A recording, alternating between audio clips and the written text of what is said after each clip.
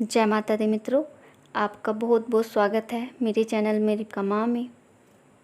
मित्रों, आज का जो हमारा विषय है वो ये है कि आपको भूल से भी ये भोग माता काली को घर पर नहीं चढ़ाने चाहिए।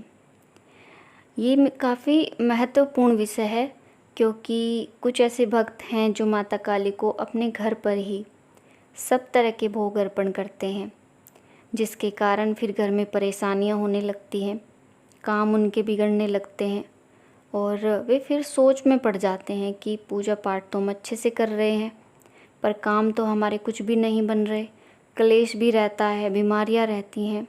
वे सोच में पड़ जाते हैं फिर, लेकिन ये आपकी गलती की वजह से होता है। आपको माँ के भोग जो चढ़ाने हैं वो ध्यानपूर्वक चढ़ाने हैं। सब तरह के भोग आप माँ को घर पर नहीं चढ़ा सकते। और मित्रों, कुछ ऐसे भोग हैं जो माता काली घर पर स्वीकार नहीं करती। आप सब तरह के भोग अर्पण नहीं कर सकते घर पर। कुछ भोग दिए जाते हैं माता को चौराहे पर, कुछ नदी के किनारे पर दिए जाते हैं, कुछ भोग मंदिर में अर्पण किए जाते हैं, तो कुछ शमशान में अर्पण किए जाते हैं। तो अलग अलग तरीके से, यानी कुछ भोग माँ को खुले आसमान के नीचे अर्पण किए जाते हैं। तो इन सब चीज़ों का हमें ध्यान रखना होता है। लेकिन अज्ञानतावश हम ये भूल कर बैठते हैं, लेकिन हमें ये भूल नहीं करनी है। और तब आप देखोगे कि आपकी पूजा का फल आपको कैसे प्राप्त होता है।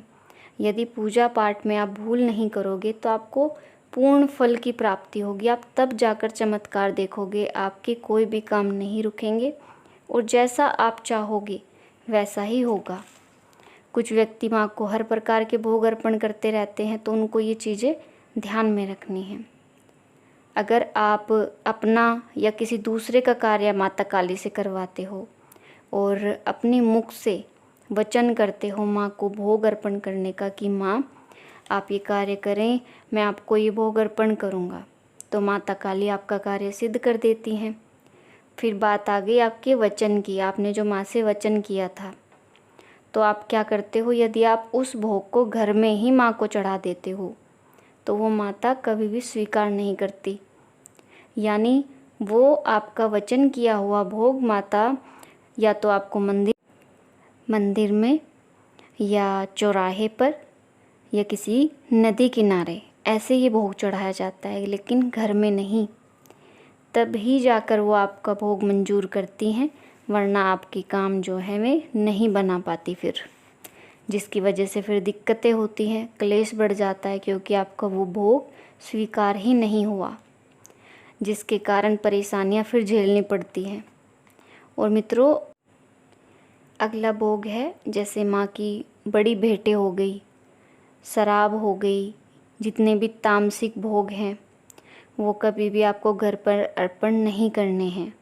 यदि आप ऐसा करते हो तो आप माँ भगवती को उग्र स्वभाव में लेकर आते हो, क्योंकि माँ काली एक प्रचंड शक्ति है। वे जो हैं हर रूप में हैं, लेकिन घर में माँ को सौम्य स्वरूप मनाया जाता है। वे सदैव सौम्य रूप में रहती है, खासकर ग्रस्त व्यक्तियों के। और आप माँ को जो है घर पर तामसिक भोग अर्पण करते हो तो माँ उग्र स्वभाव में आ जाती हैं। और खासकर शमशान काली, जो माता शमशान काली हैं, वो कभी भी घर पर भोग स्वीकार नहीं करती, जितने भी तामसिक भोग हैं। और यदि आप माँ को लौंग और बतासे का भोग घर पर अर्पण करते हो, लौंग और बतासे माँ को चढ़ाते हो, तो वो आप चढ़ा सकते हो, उसमें कोई आपत्ति नहीं है। बाकी सारे जो तामसिक भोग है वो खुले आसमान में जो हैं, खुले आसमान के नीचे माँ को अर्पण किए जाते हैं। तो ऐसे भोग जैसे होगी बड़ी भेंटें माता की, तामसिक भोग जितने हो गए, या आपने जितने वचन माँ को किए हैं कि माँ आप मेरे ये कार्य करें, मैं आपको ये भोग अर्पण करूँगा, तो वचन वाले जो भोग हो गए वो आपको कभी भी घर पर नहीं देने हैं माँ को। इन सब बातों का मित्रों आपको ध्यान रखना है, तो कभी भी आपकी पूजा पाठ विफल नहीं होगी, सदैव सफल होगी। और भविष्य में भी आप अपनी पूजा पाठ का जो है चमत्कार देख पाओगे, माँ की कृपा आप पर होगी। और मित्रों, जो ये मैंने आपको लौंग और बतासे का भोग माँ के लिए कहा है, ये एक ऐसा भोग है, यदि आपके पास कुछ भी नहीं है और आप इसको माँ को अर्पण कर देते हो, तो ये आपका ऐसा भोग माँ के लिए हो जाता है जो सर्वोत्तम हो जाता है। माँ इसको प्रसन्नता के साथ स्वीकार करती है। अगर आपके पास कुछ भी नहीं है और आप एक लौंग का जोड़ा भी माँ को अर्पण कर देते हो, तो माँ आपके भाव से इतनी प्रसन्न रहती हैं कि वो आप पर कभी भी नाराज़ नहीं हो सकती। तो मित्रों, आप अपने भाव माँ के लिए अच्छे रखें, माँ के लिए प्रेम रखें, तो जो भी आप माँ को अर्पण करोगे माँ स्वीकार करती है। लेकिन माँ की पूजा के कुछ नियम हैं, तो वो हमें निभाने हैं, क्योंकि वो माँ भगवती हैं, जगत की जननी हैं, कोई साधारण शक्ति नहीं है, उनका हमें ध्यान रखना है।